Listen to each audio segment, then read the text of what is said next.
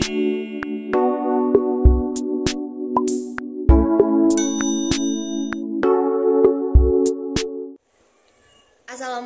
warahmatullahi wabarakatuh. Halo semuanya.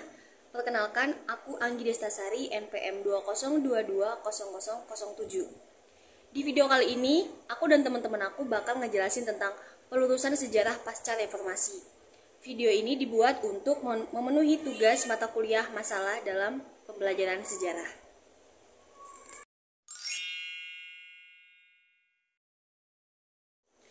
Pelurusan sejarah adalah upaya untuk menyelesaikan masalah masa lalu bangsa yang menyangkut pengungkapan hal-hal yang tabu pada masa sebelumnya, contohnya seperti rehabilitasi nama baik PKI. Pelurusan sejarah dimulai oleh beberapa pihak yang melibatkan penegak hukum wacana pelurusan sejarah yang menganggap ada banyak sekali sejarah yang dibengkokkan pada masa pasca reformasi. Dalam pandangan Asfi Warman Adam, golongan yang tidak setuju tadi dapat dikategorikan menjadi 3. Pertama, yang memang orang awam yang tidak mengetahui apa arti atau makna dari pelurusan sejarah. Yang kedua, itu ada para sejarawan yang dulu terlibat dalam usaha untuk memanipulasi sejarah. Yang ketiga, itu adalah para sejarawan yang tidak terlibat, tetapi mereka menganggap istilah pelurusan sejarah itu tidak ilmiah. Tetapi, di lain pihak, ada beberapa sejarawan yang setuju dengan istilah pelurusan sejarah tersebut. Alasan mereka setuju adalah bahwa istilah tersebut harus diajukan untuk menyatakan bahwa pada masa lampau telah terjadi pembengkokan sejarah. Yang B, mengenai kondisi pada masa pelurusan sejarah. Kondisi itu terjadi sebagai implikasi bahwa ternyata menurut sejarah, terutama mengenai sejarah nasional ataupun sejarah kolektif, memiliki makna politis.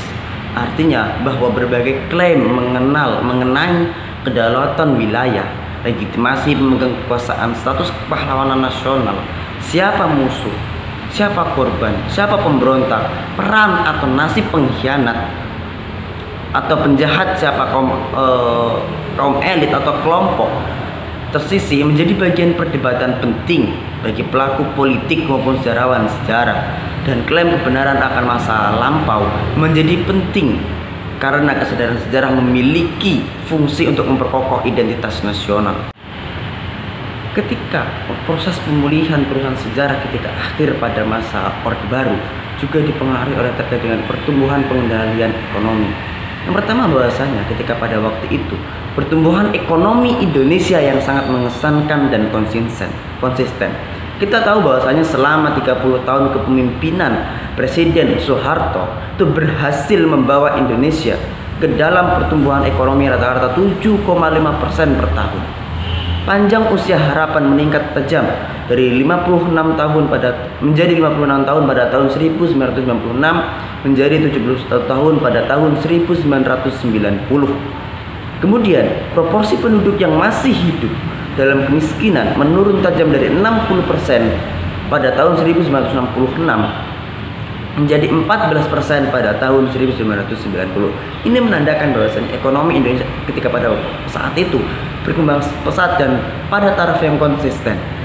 Ini menunjukkan bahwasanya keberhasilan ataupun faktor pendukung dalam perusahaan sejarah itu juga harus bisa dilihat dalam segi pandang yang lain.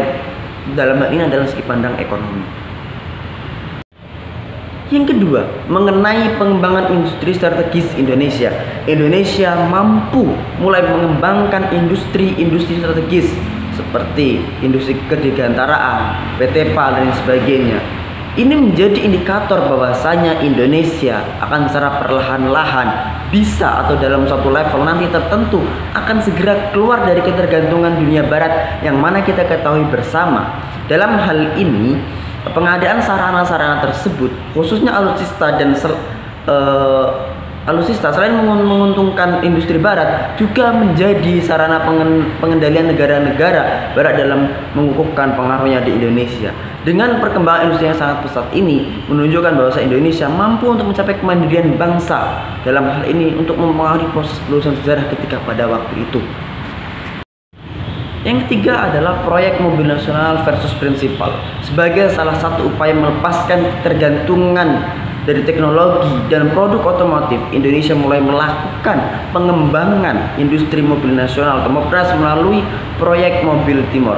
Terkait dengan hal tersebut, untuk pengembangan mobil nasional, Presiden Soeharto mengemukakan bahwasanya alasan perusahaan tersebut untuk mendukung upaya dalam hal Indonesia memajukan industri mobil nasional ketika pada waktu itu. Hal ini menunjukkan bahwasanya Indonesia ingin memberikan sesuatu hal yang berbeda kepada dunia. Indonesia bisa memproduksi atau tidak hanya bergantung pada dunia barat terkait dengan proyek-proyek mobil ataupun dengan kebutuhan mobil nasional. Yang keempat, mengenai otorita Batam dan pengendalian Selat Malaka. Indonesia mulai mengambil peran dalam penguasaan Selat Malaka melalui proyek otorita Batam. Karena dalam hal ini kita lihat dari perspektif ekonomi dan geopolitik, Selat Malaka memiliki arti peran strategis karena merupakan salah satu jalur pelayaran terpenting di dunia setara dengan terusan Suez. Selat Malaka membentuk pelayaran atau jalur pelayaran antara Samudra Hindia dan Samudra Pasifik serta menghubungkan 3 dari negara di dunia dengan jumlah penduduk terbanyak, yaitu Indonesia, India, dan Republik Rakyat Cina. Sebanyak 50.000 kapal melintas di Selat Malaka per tahunnya. Artinya mengangkut antara 1/5 dan 1/4 perdagangan laut di dunia. Karena selama ini keuntungan Selat Malaka hanya bisa dinikmati oleh Singapura. Walaupun negara kecil, penguasaan Singapura sangat besar di Selat Malaka. Artinya bahwasanya dengan peningkatan peran Indonesia terhadap Selat Malaka bukan saja berdampak terhadap Singapura, akan juga tetapi memiliki pengaruh terhadap merosotnya pengendalian negara-negara barat atas Selat Malaka. Hal ini juga nantinya akan memberikan keuntungan bagi Indonesia sendiri. Baik, sebelumnya perkenalkan, nama saya Rosdina Dilaranti dengan NPM 202200003. Jadi di sini saya akan meneruskan dari materi yang telah disampaikan oleh rekan saya, yaitu Aditya Nurrohman dan Anggi Destasari. Terkait mengenai pembahasan kita kali ini, yaitu tentang bagaimana agenda rehabilitasi nama baik PKI. Menilik dari arti sebuah rehabilitasi itu adalah sebuah pemulihan terkait mengenai sebenarnya PKI ini kenapa harus direhabilitasi. Teman-teman semua, menilik dari PKI ini tentunya tidak kalah lupa dari presiden kita, yaitu Bapak Soeharto, yang dimana dulu adalah sebuah presiden yang sangat diktator terhadap kepemimpinannya pada kala itu. Presiden Soeharto menjadi musuh besar dalam simpatisan PKI ataupun dalam kader PKI pada saat itu. Bahkan pada tahun 1965, Presiden Soeharto menghentikan kudeta Madiun pada kala itu. Upaya rehabilitasi PKI ini menjadi momok yang sangat luar biasa dalam masa pemerintahan Bapak Soeharto pada kala itu. Ada 3 tahap yang harus kita perhatikan dalam upaya rehabilitasi ataupun pemulihan PKI. Yang pertama adalah pengkaburan aktor intelektual G30S PKI. Ya, aktor intelektual G30S dari bukunya Maijen Soeharto, menurutnya pada saat terjadinya kudeta, Maijen Soeharto bukanlah sosok yang diperhitungkan dalam peraturan di politik itu sendiri, namun sehingga mustahil menjadi pembuat desain sebuah kudeta yang realitanya rumit dan kompleks. Yang kedua adalah tuduhan pelanggaran HAM. Tuduhan pelanggaran HAM terhadap pemberontakan kader dan simpatisan PKI pasca G30S PKI ini ada sebuah tuduhan terhadap pelanggaran HAM yang terjadi pada kala itu.